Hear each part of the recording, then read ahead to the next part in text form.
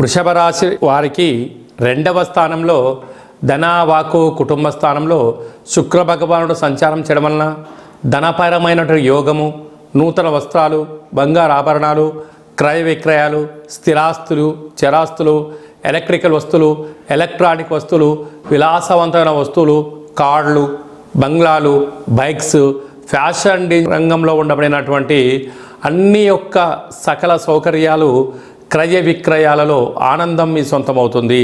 కాకపోతే కొనుగోలు చేసేటప్పుడు ఆ వస్తువుతో మనకు ఎంతకాలం ఉపయోగం ఉంటుంది అనేటువంటి ఆలోచించి మీరు ఖర్చు పెట్టగలిగితే ధనము ఉపయోగపడుతుంది, వస్తువు ఉపయోగపడుతుంది.